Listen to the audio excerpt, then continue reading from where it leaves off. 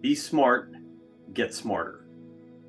And that was kind of my shortcut way of, do the right things but keep learning and such. So there's a little personal mantra in there.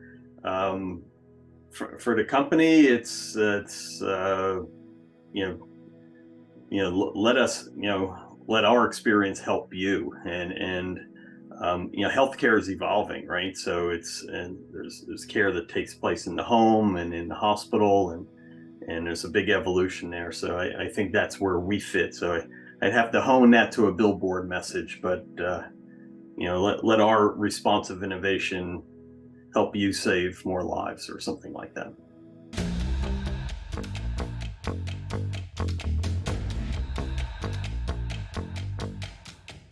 Welcome to the Break Free podcast. My name is David Mancilla. I am your host. And as everybody knows, this podcast is dedicated to honor the people that are making this world a better place through their leadership in the companies they work for or the companies they have founded. Today we have with us Curt Bashford. Brother, welcome to the show. Thank you, David. Happy to be here.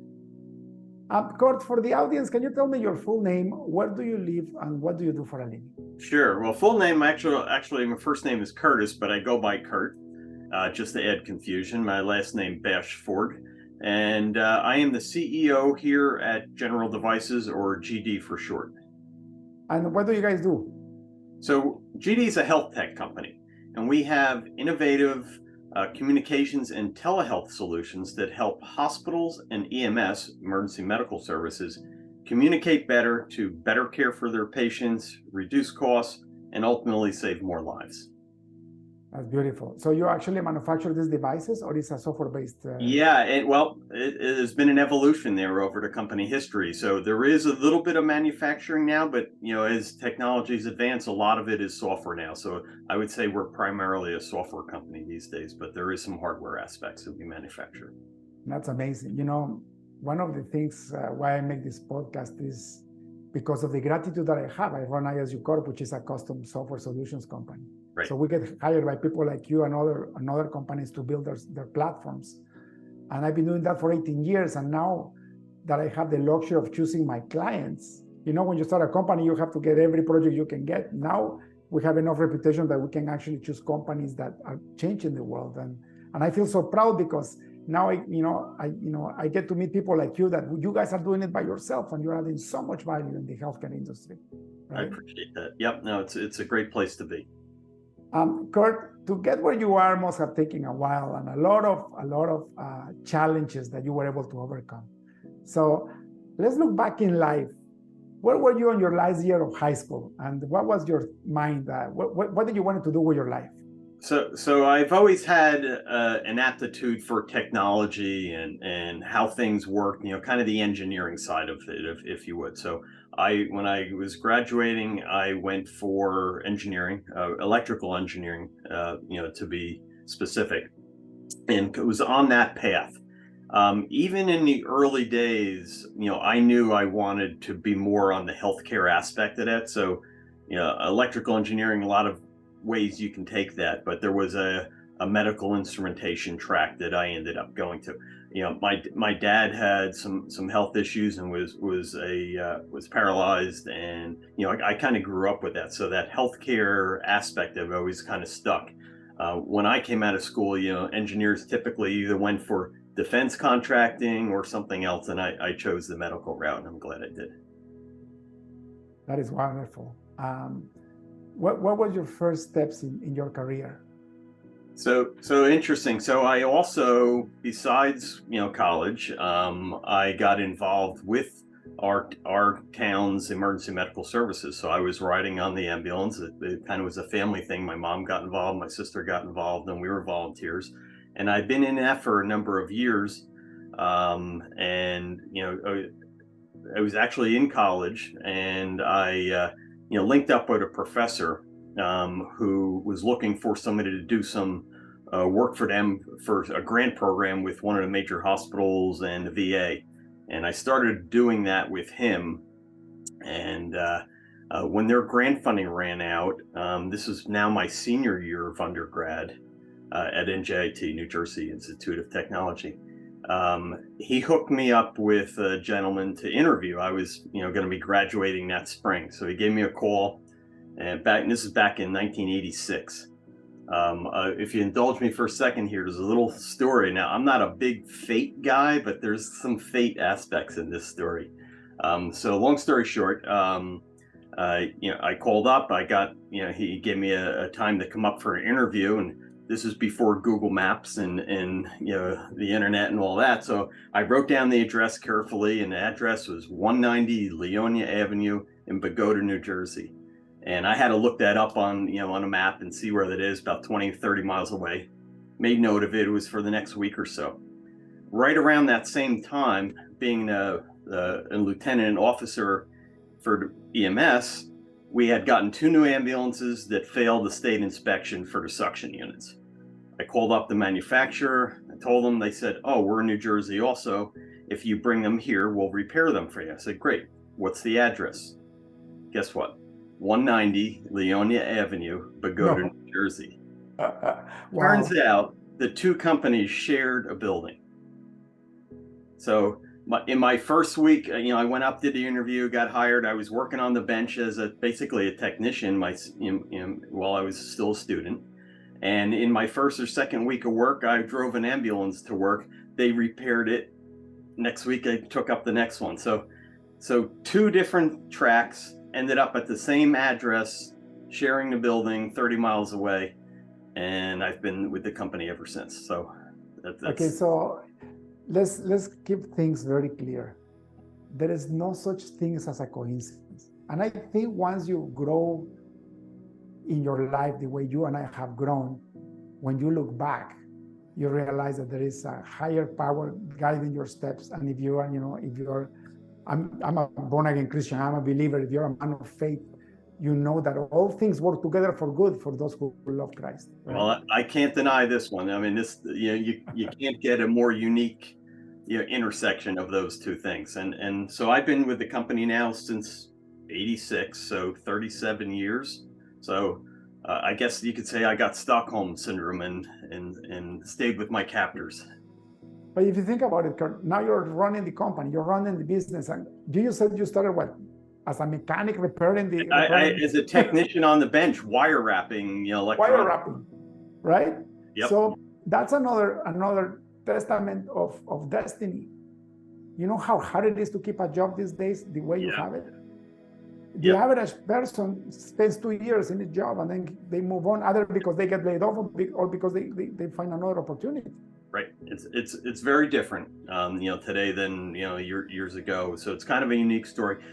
We're fortunate in the company. We do have a number of lifers, people that have been with us 10, 20, and 25 and more years. In fact, my 2 partners have been there a long time. So, the company's gone through an evolution too.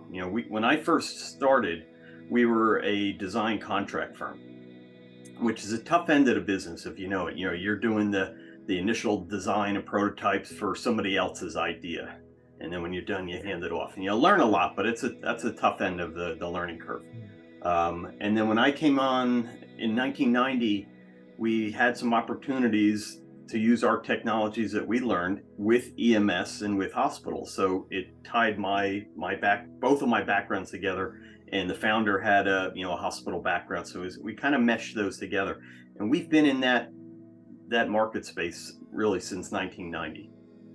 And that proves to me that there is no coincidences, because you had a passion to help in the healthcare system. You were in the ambulance all the time, and now you get hired by this company. They were not in that industry, and all of a sudden, boom, right, they turn into a healthcare company. So what's the expression? Luck is the intersection of opportunity and hard work, or something like that. So, so we evolved, and then along the way, the company went through a number of pivots. So that was the first pivot, going from contract manufacturing to having our own product lines in this market. And we were pretty small then, just a handful of employees. I was probably employee number 4 or 5, as the company went. Also, it was a very small shop. Yeah, pretty small shop at the time. How many people are you guys now? So now we're around 50 people now. That's amazing. Yeah, so we've evolved. And like I say, we've gone through a number of pivots. The second pivot was more in, I'd say, 2011. So the founder retired. He set the company up, was successful. A few key employees, we were there, but you could say myself and two others were his exit strategy. So how was that transition? Sorry? How was the transition? What did the founder do? So it was very smooth. I mean, look, we had a long time relationship. He made it very easy. Basically, we had a 10-year, easy buyout. We still, have relations with him today, but, started in 2011, we concluded the business side of that in 2021. And then we built on that, from there. And that's kind of where, germane to this discussion, I had a lot of learning and growing to do, right? So before that, my background was more engineering. I was involved with the product and with the customers, but not running the business per se. Mm. So we had a lot of learning to do. We knew we wanted to take things a little bit different, maybe a little bit less mom and pop-ish, and grow it. We had a great team. We're very technology centric, but if you know engineers and you know technology, that means you make cool stuff, but you don't know how to sell it. That's amazing. Technology company. So I had to do some learning. My two partners took over the technology side of it. I got myself a business coach, and I joined Entrepreneurs Organization. And both of those together, got me on the learning journey of, learning all the things we don't know. But as businesses often have similar problems. So being in a peer sharing, experience share type organization with a thrust on learning, that helped us accelerate that curve quite a bit. Yeah, Curt, your life, business life experience is very similar to mine. I was a high-end technical person in the software field. I worked for multinationals for 10 years. I started growing into leadership and management there, but I always heavily involved with technology. And when I opened my own business, I kept doing the same thing. So I mean, it was good, but I wasn't growing because it was me and a handful of developers. And we were, I was thinking how can I expand this company? How can I make it grow? And quickly I realized that I needed to become from a technologist, from a technician into a business person. And I had no idea about the business. Yep, no. But it took me 10 years to figure that out. It's why am I not growing? I was I'm not growing because I'm still working like an architect. I'm not working like a business person. Nobody's selling. Nobody was selling. Imagine that. Our work has been always exceptional. And that work brought other work through word of mouth. That we had no marketing. We had no sales. Right. We were just a bunch of engineers trying to figure it out. Right. That's why I say, an engineering company makes great stuff, but they don't know how to sell it. And that's so sales and marketing was the emphasis that we, besides the business learning, we had to kind of grow the company, and that helped us, with some nice steady growth up until our most recent pivot, which was really just, and that was an evolution. But starting this year, 2023, we converted our business model. We are now 100% recurring revenue model business. So that was a big transition because we had our core was a capital equipment sale to hospitals. But modern business now, the recurring revenue with license subscriptions and stuff is the way to go. So we've made that. We have a new version of the product that came out late last year and switched that model, and we're proving it out this year. So it's going well. Okay, so you touched on a great point for the audience. And that's something that, I am still figuring it out myself. It's still 60% of my revenue is still project-based, 40% is recurring because of the products that we have been able to implement for our clients. But can you actually explain to the audience what does recurring revenue means, and what's the difference between that and traditional business models, and why is it better? Sure. So, they are different, and we had, a fair amount of learning curve, and still, I think we got a good foundation now, but our model before was primarily capital equipment. So we're design, build, and manufacture a device, put it in a box, and sell it to the customer. And then hopefully, like a lot of things, we have an annual service and support contract, but that's small. So, call it a $50,000 sale of the box, and maybe a $3,000-$4,000 annual support. So there's a small support, but basically you're selling boxes, filling holes out there in the market with boxes, and then repeat businesses maybe every 5 to 10 years, somewhere in there, because our customers are hospitals, so that's their replacement cycle. in the recurring revenue model, instead of selling, a box, now we provide the box and the software that goes with that, and it's an annual license subscription, if you will, kind of like everything else these days are subscriptions. We researched it a lot, and in our industry, the hospitals actually prefer it because they don't have to lay out capital and budget for it so much. In the long run, it may cost them more, but they can manage it better, and it works better in their metrics. And then for the business, for the company, now you have this year over year revenue. So you get, it's a smaller amount. So in our case, it's, call it 16,000, 15,000 instead of a $50,000 box, but that's each year. And you build on that, and then that you get that recurring, and then there's upsell and such like that. But you can kind of count on that. The part we had to learn is you have a lot of transition when you make that move officially. Your financials change because now it's just not a straight P&L. You now have recurring revenue, and that gets booked, say monthly as you provide the service. We often get 3-year contracts, sometimes paid up front, but you can only book that revenue, as you go monthly, because it's a license. How you look at that, the metrics and the KPIs are all different. Now you're looking at recurring revenue, you're looking at cost to acquire customers, you're looking at what's called churn, are you losing customers? And some other metrics along there that kind of go with that SaaS world, where ours isn't true SaaS. There is some hardware appliances that go with it, but you can think of it that way. So it's a little bit different mindset on the financials and on the accounting side. And then we learned something called the J curve.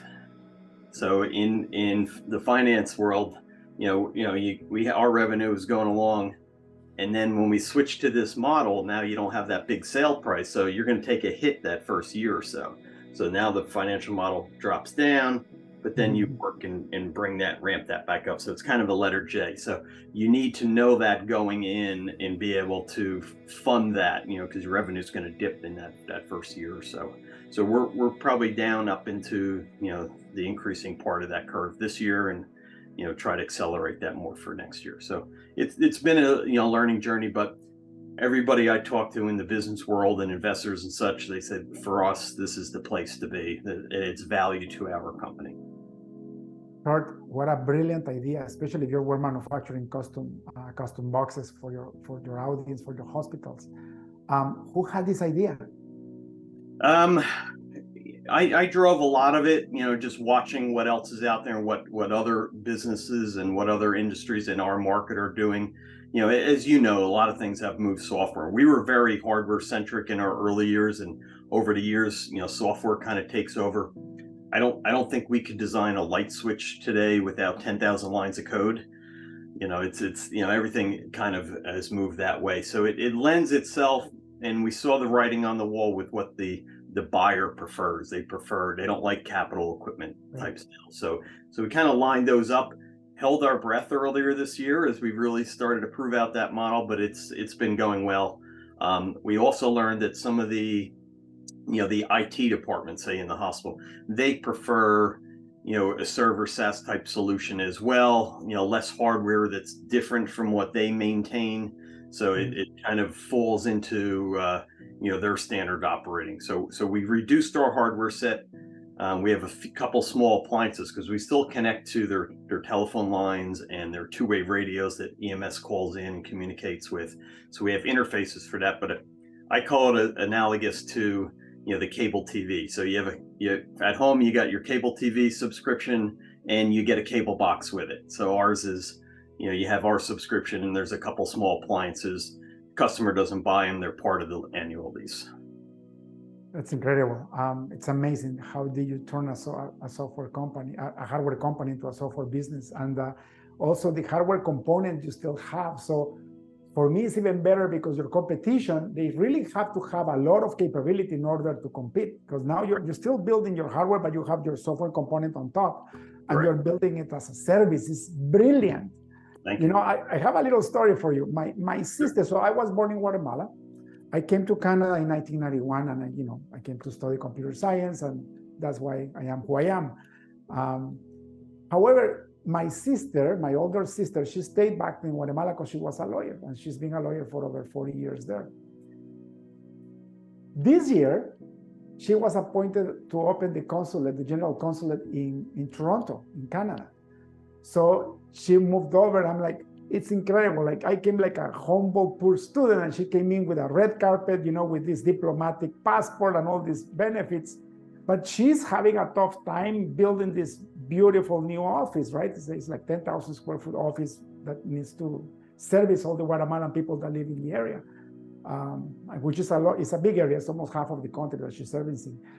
But you reminded me of her because she was asking me, like, how do I do this? Like, capitalizing on the furniture, capitalizing on the equipment is going to be so hard. And then I have to keep inventory, and the accounting is different. I have to report it back to the Ministry of Finance.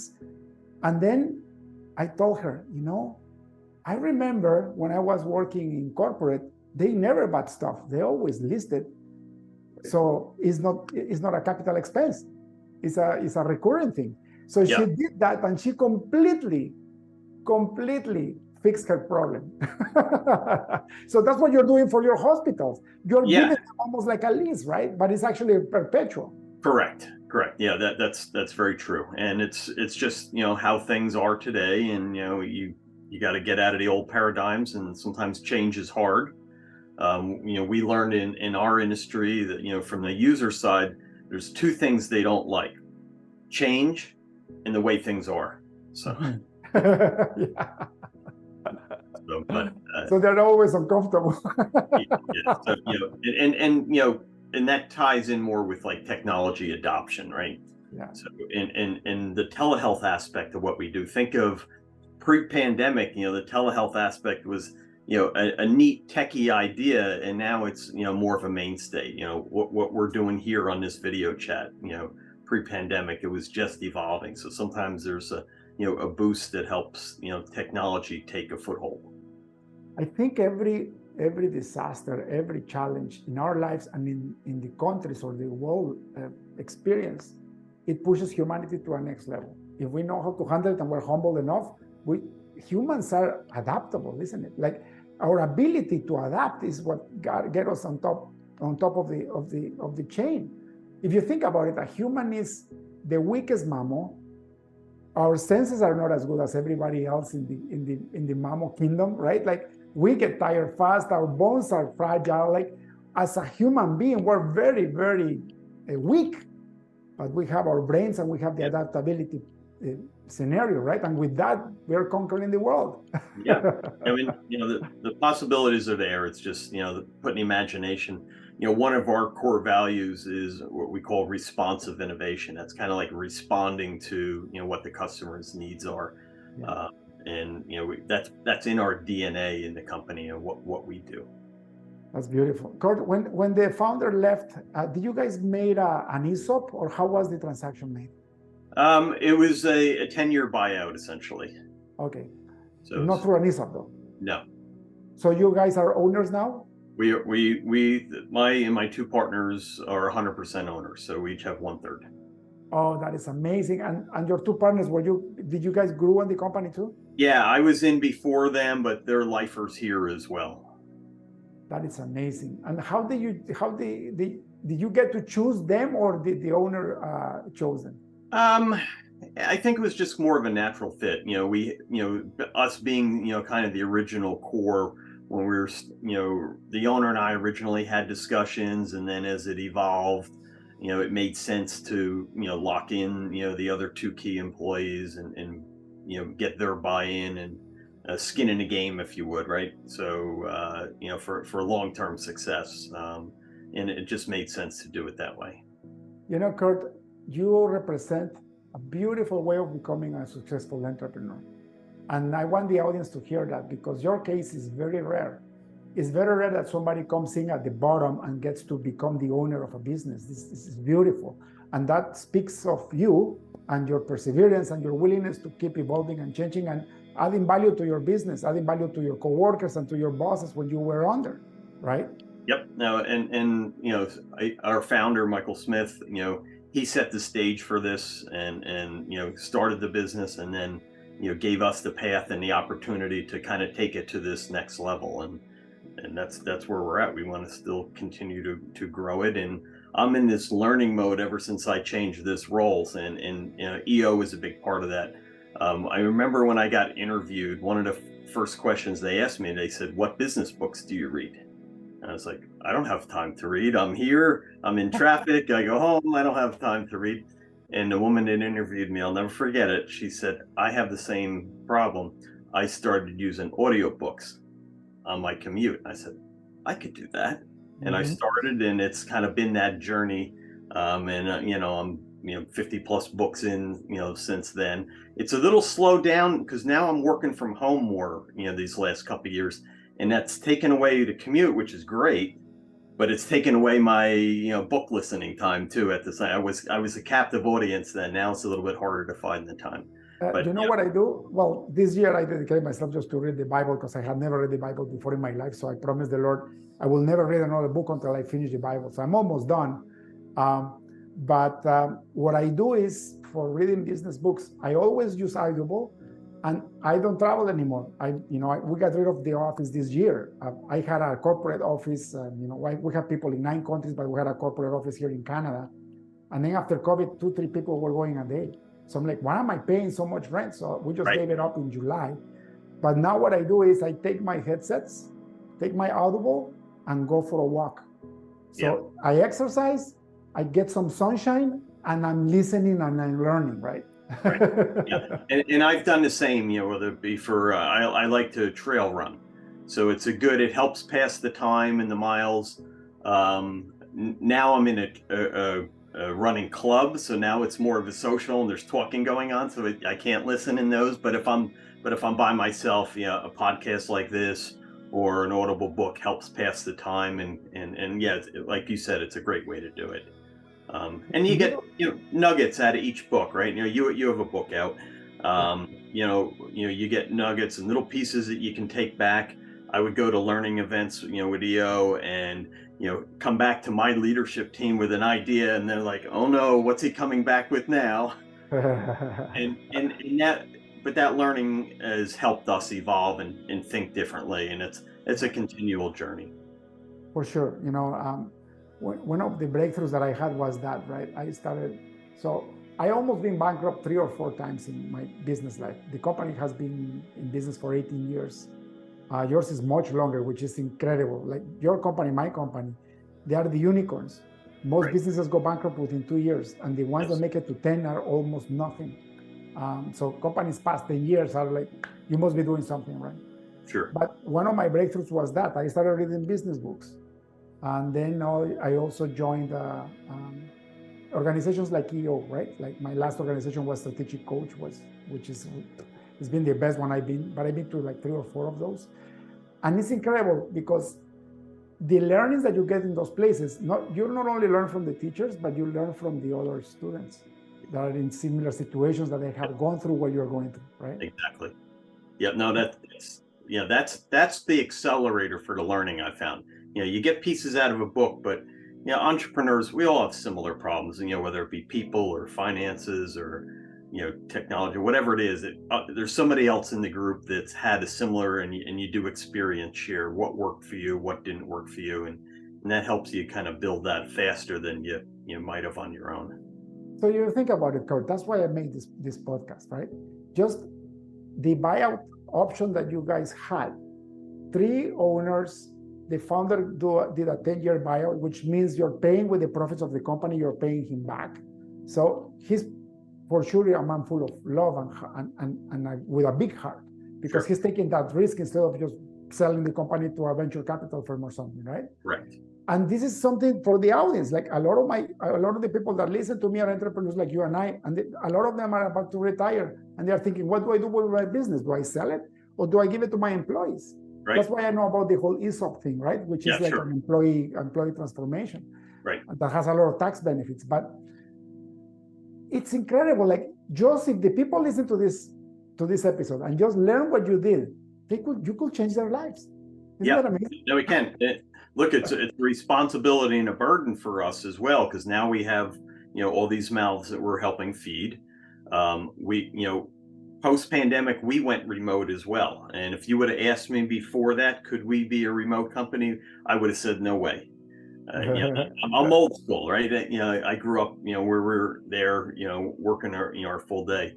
But it's proved to work well. Manufacturing obviously has to be in the office. You can't do that from home. But our other teams, for the most part, are remote. One of my partners, moved out of state. And now we're able to hire people in other states. We have an overseas employee as well, and we work with some outsourcers that are overseas. So the dynamics have changed.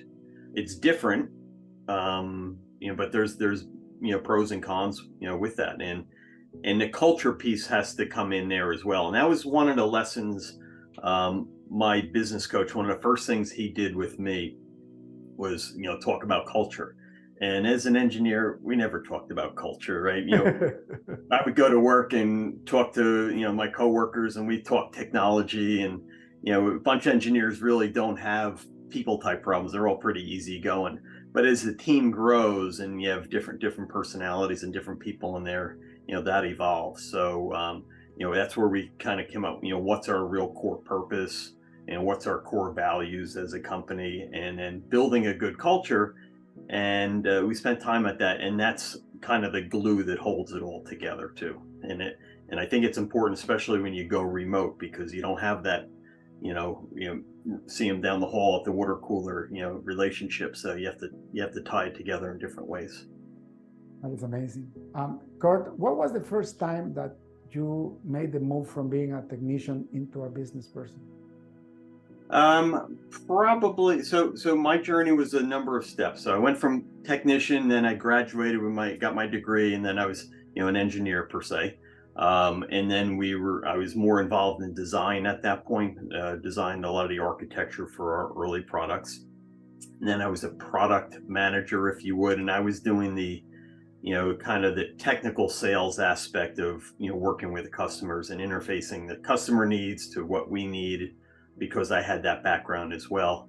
And then, the founder, he was handling the straight business stuff, but I was starting to, he would hand pieces to me, and it was, kind of a VP role, if you would, learning in different pieces along the way there.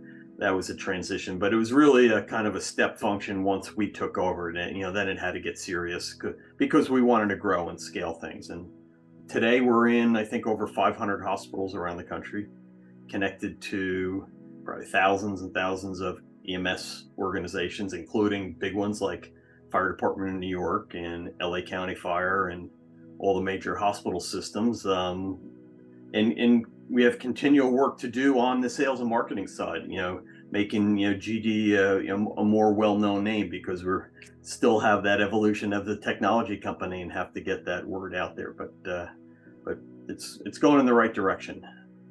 That's beautiful. What has been the biggest problem that you had to face in your business life, and how did you get out of that? So it's not all roses. When shortly after we did the transition from the founder, we hit a downturn in the cycles. It was after the market kind of slowdown crash of like the 08 timeframe. That hit our market, hospitals and such, about 3-4 years later. There was a delay in there in how it worked through the budgets. So we were transitioning from one version of our product that was kind of at the end of its life into the new one, and we call that the dark ages for us, or the company. We were all in personally, loans and mortgages and things like that, keeping it alive because the revenue wasn't coming in. It. We were confident because we saw down the road that as the new product caught on, hospitals have a long sales cycle. So once you're in, you get into that budget cycle. It might be a year or so before it pops out. So we were confident that it was coming, but we had to weather the storm and fund the company during that cycle. And we had some layoffs, unfortunately. But happy to say that once we came out of it, we were able to hire that team back and bring them back. Even my engineering team, they stayed on at a reduced salary. They believed in what we were doing, and they stayed with the company, and we made them whole and caught them up when we came out of it a year or two later. So it's scary, as a business owner, and worrying about that, and that's the stuff that keeps you up at night. But in a strange way, it's good to go through that, because it keeps you focused and keeps you sharper on what can happen, and keep things on track. I think it keeps you humble too, right? Yeah. And it also, I call it the business diets.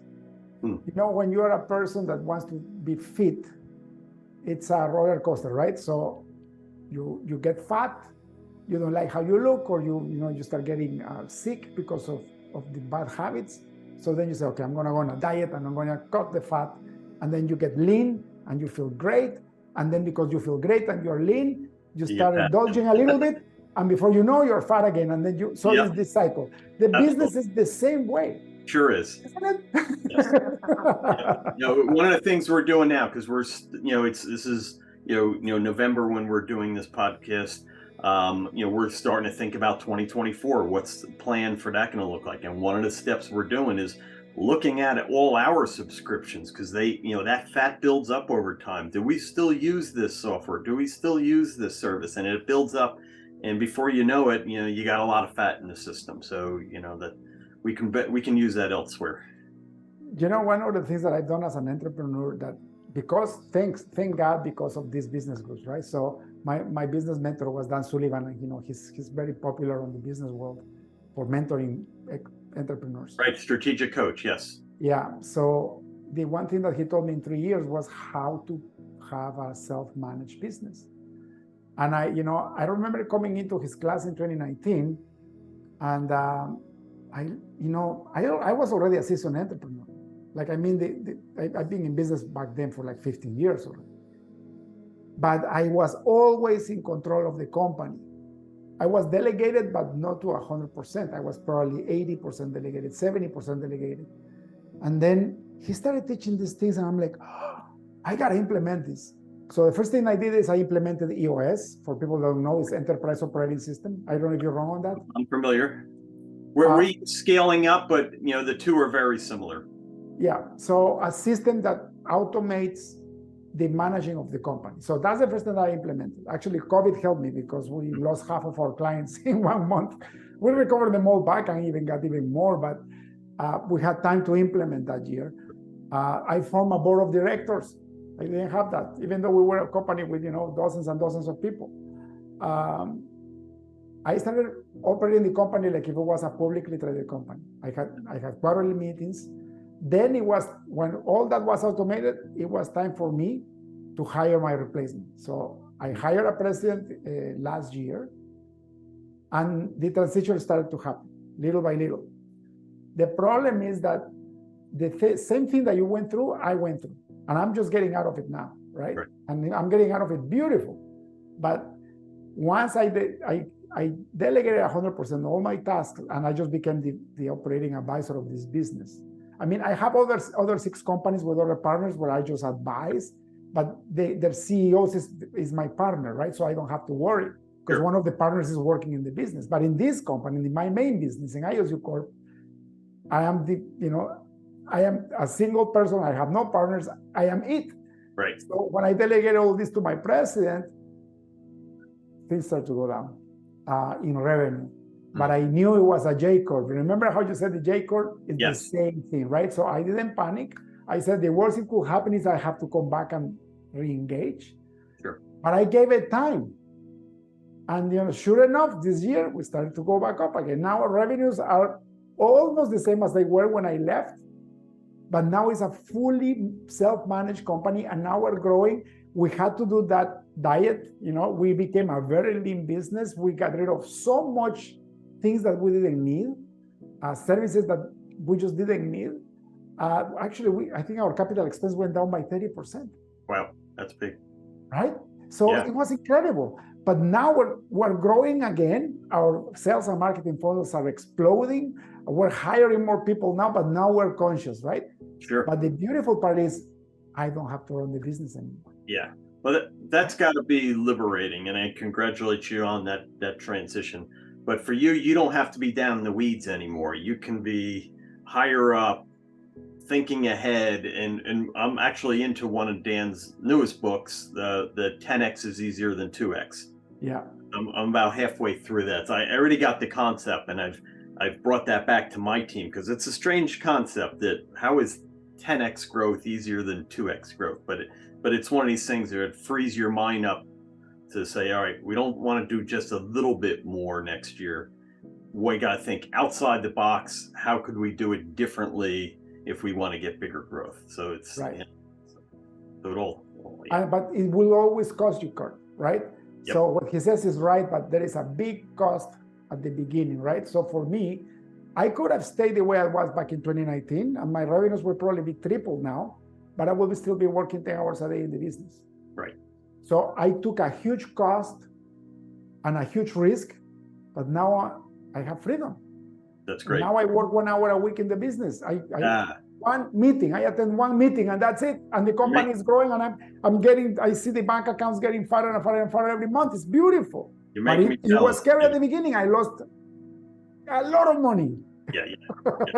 Scary. But you're doing it right, and you're getting a payoff. So I applaud you on that. I'm jealous of that. Well, someday for sure, Curt. Right now, you're just coming out of your recurring revenue transformation.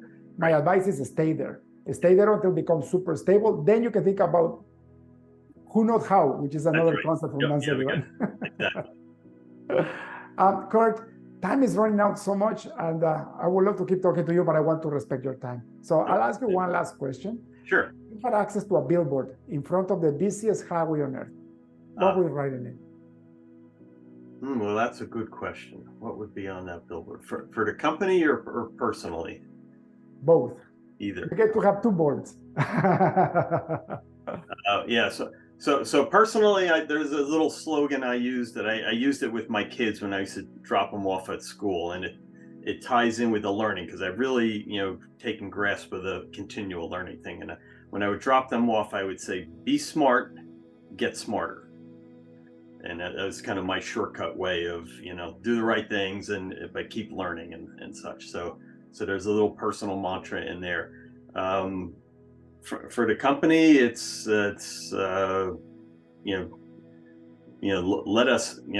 let our experience help you, and healthcare is evolving, right? So there's care that takes place in the home and in the hospital, and there's a big evolution there. So I think that's where we fit. So I'd have to hone that to a billboard message, but let our responsive innovation help you save more lives, or something like that. Which is true, right? And you mentioned imagination, and it's so important. Your imagination is a powerful tool. It's what separates us from the rest of the species on Earth. We can imagine things, and we can use it for evil, or we can use it for good. If you use your imagination and you start figuring things out for good, and you get to learn, and then you get to create, the opportunities are limitless. Right. Yeah. And the payback is great, right?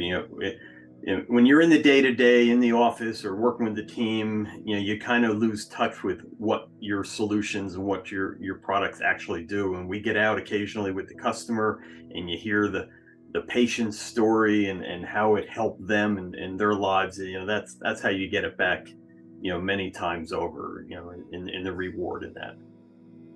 For sure. Curt, thank you so much for being on the show. If people would like to find out more about you, if they want to get in touch with you or hire your services, where can they find you? So easiest way is right through the website, www.general-devices.com, or email me direct. It's my first initial last name, c.bashford@general-devices.com, and always happy to chat and explore ideas with others. Wonderful. Thank you so much, Curt. Have a beautiful rest of the week, and God bless. You too. Thank you, David. Appreciate the opportunity. Okay. That's all for today's episode of the Break Free Podcast. Head on over to iTunes and subscribe to the show. Starting your own business can be tough, but it doesn't have to be. Visit davidmansilla.com to pick up a copy of the #1 international best-selling book, Breaking Out of Corporate Jail. Expand what you consider to be possible and reach your full potential. And join us on the next episode.